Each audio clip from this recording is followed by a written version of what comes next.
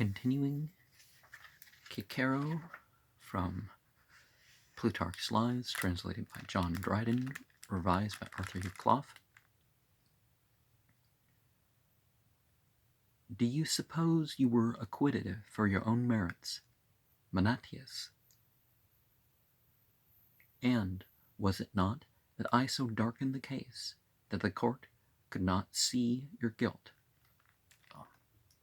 You shouldn't argue on behalf of the guilty, and that goes for prosecuting attorneys too, that they shouldn't be twisting the facts to make people look guilty or make people that they're using to support their case look innocent in order to strengthen their case and make someone else look guilty. When from the rostra he had made a eulogy on Marcus Crassus with much applause, and within a few days after again, as publicly reproached him, Crassus called to him and said, "Did not you yourself 2 days ago in this same place commend me?" "Yes," says Cicero, "I exercise my eloquence in declaiming upon a bad subject." At another time, Crassus had said that no one of his family had ever lived beyond 60 years of age, and afterwards denied it, and asked, what should put it into my head to say so? "It was to gain the people's favor," answered Cicero. He knew how glad they would be to hear it. When Crassus expressed admiration of the Stoic doctrine that the good man is always rich. "Do you not mean," said Cicero, "their doctrine that all things belong to the wise?" Crassus being generally accused of covetousness, one of Crassus's sons, who was thought so exceedingly like a man of the name of Axius as to throw some suspicion on his mother's honor, made a successful speech in the Senate. Cicero, on being asked how he liked it, replied with the Greek words Axios Crassou. When Crassus was about to go into Syria, he desired to leave Cicero, rather his friend than his enemy, and therefore one day saluting him, told him he would come and sup with him, which the other as courteously received. Within a few days after, some of Cicero's acquaintances, interceding for Vatinius, as desirous of reconciliation and friendship, for he was then his enemy. "What," he replied, "does Vatinius also wish to come and sup with me?" Such was his way with Crassus. When Vatinius, who had swellings in his neck, was pleading a cause, he called him the Tamid orator, and having been told by someone that Vatinius was dead, on hearing presently after that he was alive, "May the rascal perish," said he, for his news not being true. Upon Caesar's bringing forward a law for the division of the lands in Campania amongst the soldiers, many in the Senate opposed it. Amongst the rest, Gellius, one of the oldest men in the house, said it should never pass whilst he lived. "Let us postpone it," said Cicero. "Gellius does not ask us to wait long." There was a man of the name of Octavius, suspected to be of African descent. Well, you would think they'd be able to recognize it physically, but maybe it was like in America that if there was some sort of feature or something and people as little as an eighth would, slip through the cracks and people wouldn't know. He once said, when Cicero was pleading, that he could not hear him. "Yet there are holes," said Cicero, "in your ears," when Metellus Nepos told him that he had ruined more as a witness than he had saved as an advocate, I admit, said Cicero, that I have more truth than eloquence to a young man who was suspected of having given a poisoned cake to his father, and who talked largely of the invectives he meant to deliver against Cicero.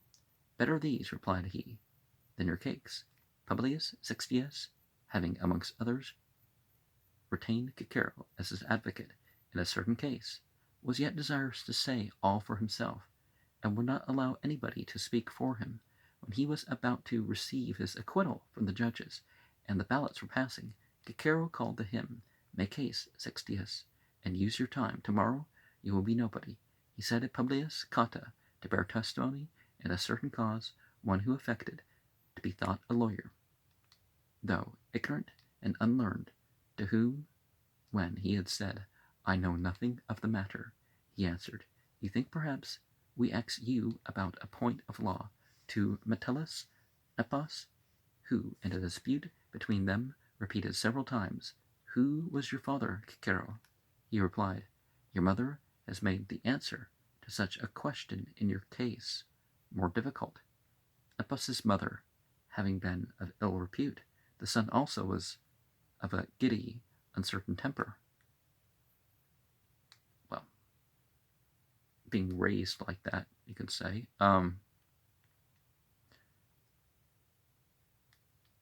But if it's just your, mood and stuff, maybe that's just genetic. Your behavior and belief, that's up to you. At one time, he suddenly threw up his office of tribune and sailed off to Syria, to Pompeii, and immediately after, with as little reason, came back again. He gave his tutor,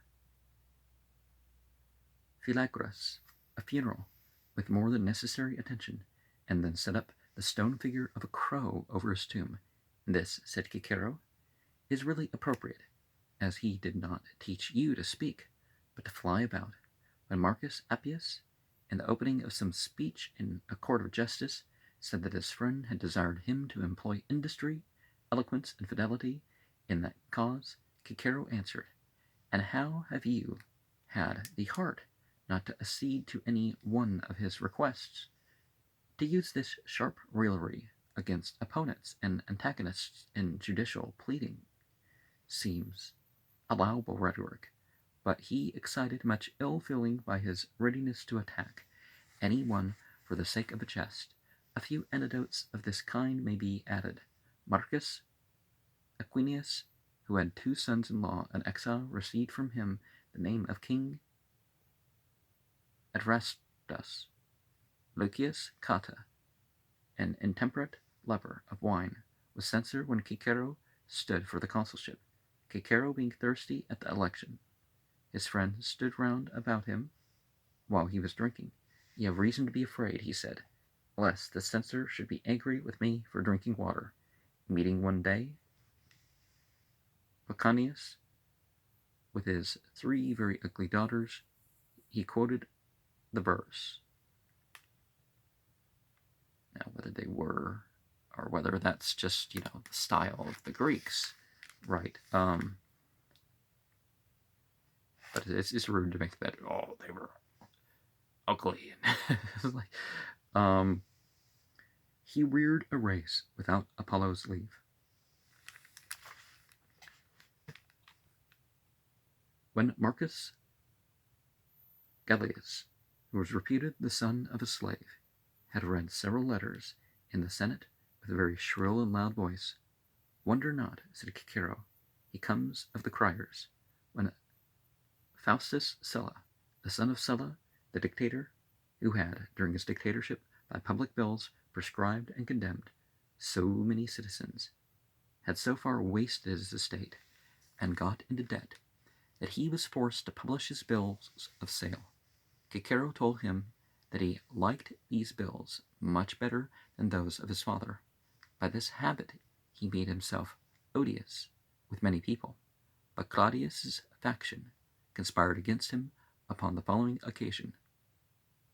Claudius was a member of a noble family in the flower of his youth, and of a bold and resolute temper, he being in love with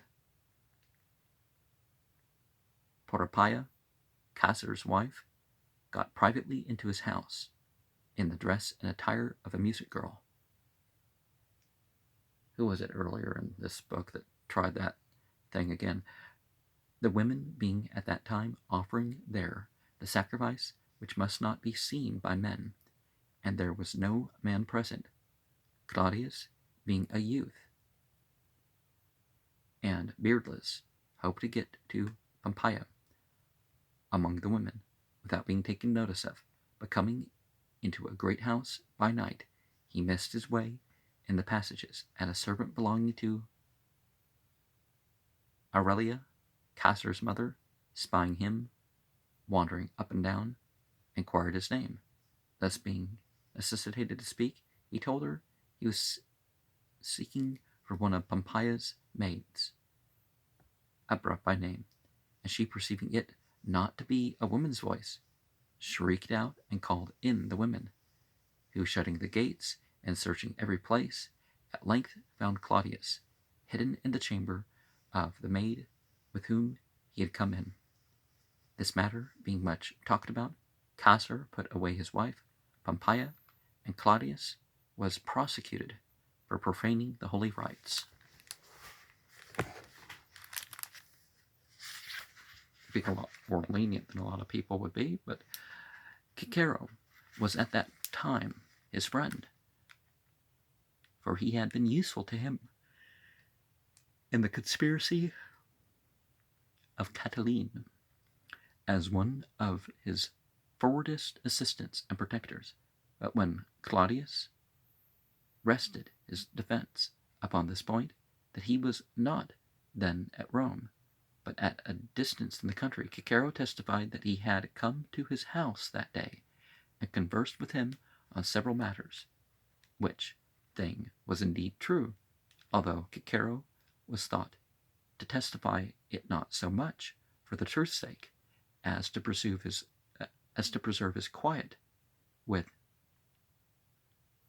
Terentia, his wife, for she bore a grudge against Claudius on account of his sister Claudia's wishing, as it was alleged, to marry Cicero, and having employed for this purpose the intervention of Tullius, a very intimate friend of Cicero's, and his frequent visits to Claudia, who lived in their neighborhood, and the attentions he paid to her had excited Terentia's suspicions, and, being a woman of a violent temper, and having the ascendant over Cicero, she urged him on to taking a part against Claudius, and delivering his testimony. Many other good and honest citizens also gave evidence against him for perjuries, disorders, bribing the people, and debauching women. Lucullus proved by his women servants that he had debauched his youngest sister when she was Lucullus's wife, and there was a general belief that he had done the same with his two other sisters, Tertia, whom Marcus Rex, and Claudia, whom Metellus Celer had married, the latter of whom was called Quadrantia, because one of her lovers had deceived her with a purse, a small copper money, instead of silver, the smallest copper coin being called a quadrant. Upon this sister's account, particular, Claudius's character was attacked. Notwithstanding all this, when the common people united against the accusers and witnesses and the whole party, the judges were affrighted, and a guard was placed about them for their defense, and most of them wrote their sentence on the tablets in such a way that they could not well be read. It was decided, however, that there was a majority for his acquittal. Yeah, people need to stop threatening judges and stuff like that. If it's not politically savvy to judge this way or that way, and a lot of it's like even the majority supports the decision, but people are like, and now like the media, exit polls say this, media says different. And whatever evidence gets brought up, it's like, no, that's just a fake, you know. That applies to all sorts of stuff. Same thing with these pseudo causes that they keep bringing up. But it was decided, however, that there was a majority for his acquittal, and bribery was reported to have been employed. Well, that can tip the scales. In reference to which, Catullus remarked, when you next met the judges, you were very right to ask for a guard to prevent your money from being taken from you. And when Claudius upbraided Cicero that the judges had not believed his testimony, yes, said he, 25 of them trusted me and condemned you, and the other 30 did not trust you, for they did not acquit you till they had got your money. Cicero, though cited, did not give his testimony against Claudius, and declared himself not convinced of his wife's adultery, but that he had put her away because it was fit that Caesar's house should not be only free of the evil fact, but also of the fame too. Claudius, having escaped this danger, and having got himself chosen one of the tribunes, immediately attacked Cicero, heaping up all matters and inciting all persons against him. The common people he gained over with popular laws. To each of the consuls he declared large provinces, to Piso, Macedonia, to Gabinius, Syria. He made a strong party amongst the indigent citizens to support him in his proceedings, and had always a body of armed slaves about him, of the 3 men then in greatest power. Crassus was Cicero's open enemy. Pompey indifferently made advances to both, and Caesar was going with an army into Gaul. To him, though not his friend, what had occurred in the time of the conspiracy having created suspicions between them. Cicero applied, requesting an appointment as one of his lieutenants in the province. Caesar accepted him, and Claudius, perceiving that Cicero would thus escape his tribunician authority, tribunician,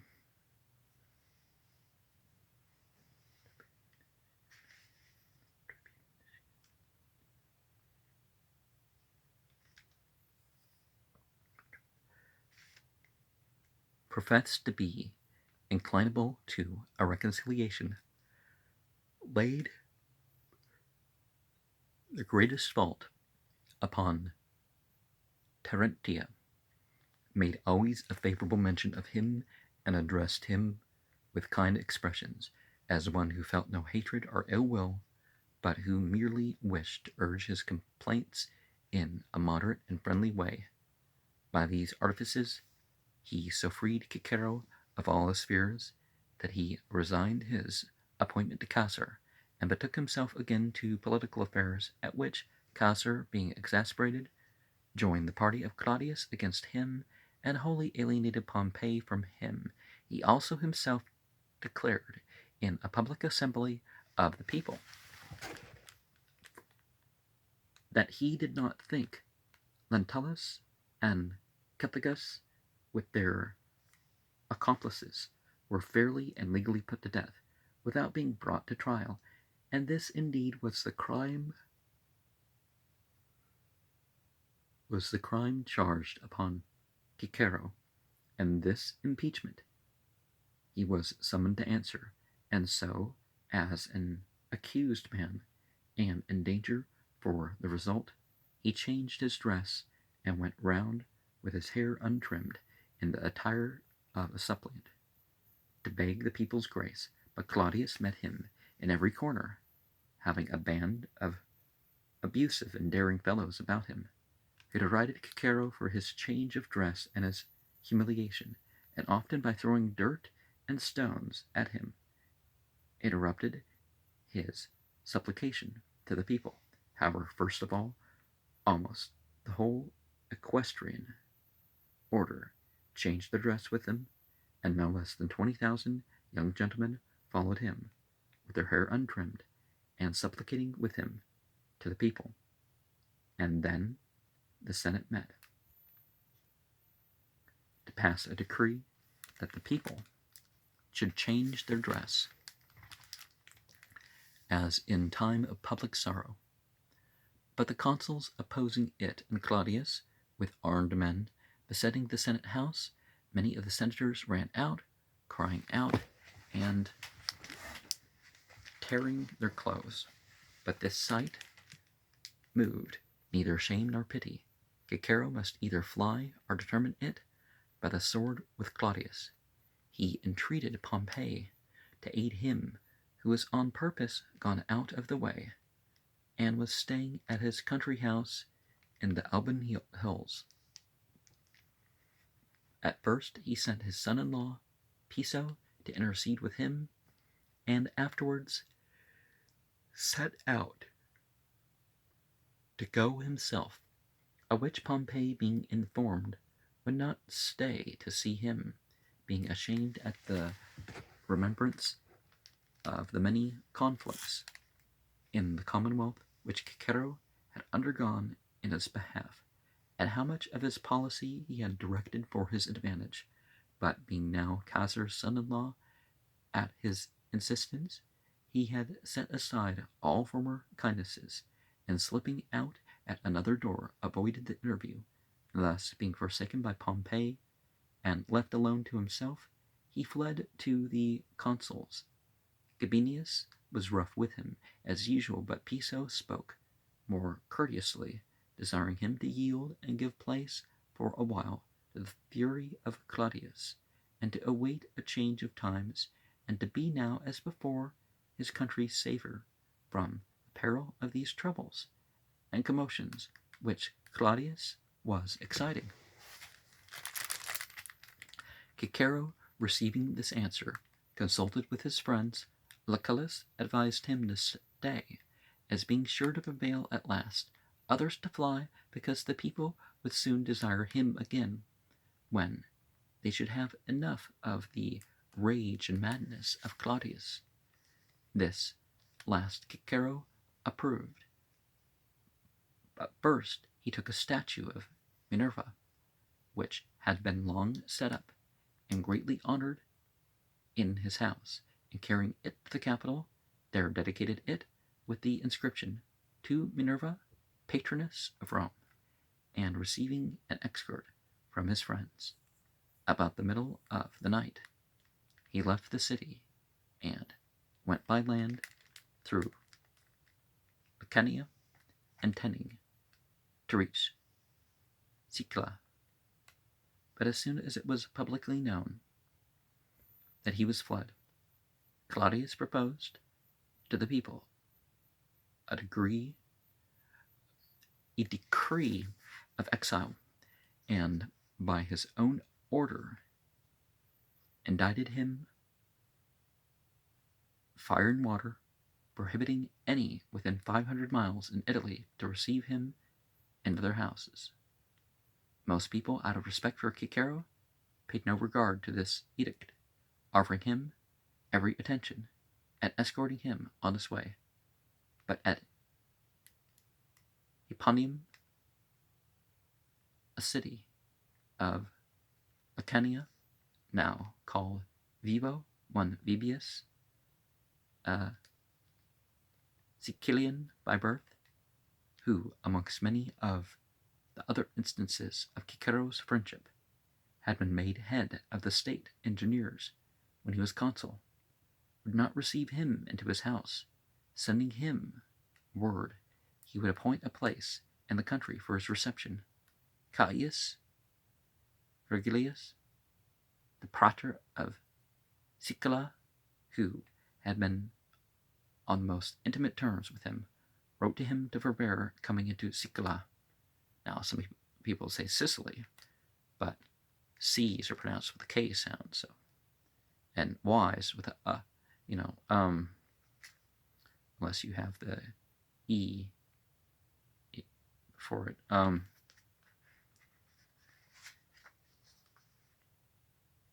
At these things, Cicero, being disheartened, went to Brundusium, whence, putting forth with a prosperous wind, a contrary gale blowing from the sea carried him back to Italy the next day. He put again to sea, and having reached Dyrrhachium on his coming to the shore there, it is reported that an earthquake and a convulsion in the sea happened at the same time, signs which the diviners said intimated that his exile would not be long, for these were prognostics of change. Although many visited him with respect, and the cities of Greece, I don't know what verb they're using, but obviously Greek, but the Greek cities contended which should honor him most. He continued disheartened and disconsolate, like an unfortunate lover, often casting his looks back upon Italy. Is it Itala? Is that how we're supposed to say it? And indeed he was become so poor-spirited, so humiliated and dejected by his misfortunes, as none could have expected a man who had devoted so much of his life to study and learning. And yet he often desired his friends not to call him orator, but philosopher, because he had made philosophy his business, and had only used rhetoric as an instrument for attaining his objects in public life.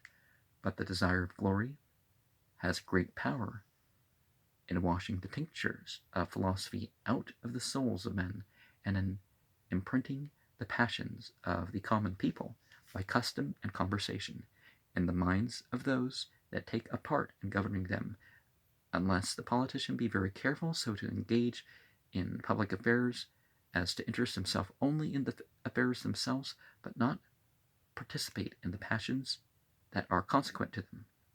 Claudius, having thus driven away Cicero, fell to burning his farms and villas, and afterwards his city house, and built on the side of it a temple to Liberty. The rest of his property he exposed to sale by daily proclamation, but nobody came to buy. By these courses he became formidable to the noble citizens, and being followed by the commonalty whom he had filled with insolence and licentiousness, he began at last to try his strength against Pompey, some of whose arrangements in the countries he conquered he attacked. The disgrace of this made Pompey begin to reproach himself for his cowardice in deserting Cicero, and changing his mind, he now wholly set himself with his friends to contrive his return. And when Claudius opposed it, the Senate made a vote that no public measure should be ratified or passed by them till Cicero was recalled. But when Lentulus was consul, the commotion grew so high upon this matter that the tribunes were wounded in the forum, and Quintus, Cicero's brother, was left as dead, lying unobserved among the slain. The people began to change in their feelings, and Annius Milo, one of their tribunes, was the first who took confidence to summon Claudius to trial for acts of violence. Many of the common people out of the neighboring cities formed a party with Pompey. Is it Pompeu? I don't remember how it's spelled in Greek. And he went with them and drove Claudius out of the forum, and summoned the people to pass their vote. And it is said the people never passed any suffrage more unanimously than this. The Senate also, striving to outdo the people, sent letters of thanks to those cities which had received Cicero with respect in his exile, and decreed that his house and his country places, which Claudius had destroyed, should be rebuilt at the public charge. And thus Cicero returned 16 months after his exile, and the cities were so glad, and people so zealous to meet him, that what he boasted of afterwards, that Itala had brought him on her shoulders home to Rome, was rather less than the truth, and Crassus himself, who had been his enemy before his exile, went then voluntarily to meet him, and was reconciled to please his son Publius, as he said, who was Cicero's affectionate admirer. Cicero had not been long at Rome, when, taking the opportunity of Claudius's absence, he went with a great company to the capital, and there tore and defaced the tribunician tables, which were recorded, in which were recorded the acts done in the time of Claudius. And on Claudius calling him in question for this, he answered that he, being of the patrician order, had obtained the office of tribune against law, and therefore nothing done by him was valid. Cato was displeased at this and opposed Cicero, not that he commanded Claudius, but rather disapproved of his whole administration. Yet he contended it was an irregular and violent course for the Senate to vote the illegality of so many decrees and acts, including those of Cato's own government in Cyprus and at Byzantium. This occasioned a breach between Cato and Cicero, which, though it came not to open enmity, yet made a more reserved friendship between them. After this, Milo killed Claudius, and being arraigned for the murder, he procured Cicero as his advocate. The Senate, fearing lest the questioning of so eminent and high-spirited a citizen as Milo might disturb the peace of the city, committed the superintendence of this and of the other trials to Pompey. Who should undertake to maintain the security alike of the city and of the courts of justice. Pompey, therefore, went into the night, and, occupying the high grounds about it, surrounded the forum with soldiers. Milo, fearing lest Cicero, being disturbed by such an unusual sight, should conduct his cause the less successfully, persuaded him to come in a litter into the forum, and there repose himself till the judges were set and the court filled. For Cicero, it seems, not only wanted courage in arms, but in his speaking also, began with timidity, and in many cases scarcely left off trembling and shaking when he had got thoroughly into the current and the substance of his speech, being to defend Licinius Murena against the prosecution of Cato, and being eager to outdo Hortensius, who had made his plea with great applause. He took so little rest that night, and was so disordered with thought and overwatching, that he spoke much worse than usual. Now, it's usually best to get some sleep and then wake up earlier before dawn or something than to, stay up later and, And so now, on quitting his litter to commence the cause of Milo, at the sight of Pompey, posted, as it were, and encamped with his troops above, and seeing arms shining round about the forum, he was so confounded that he could hardly begin his speech for the trembling of his body and hesitance of his tongue.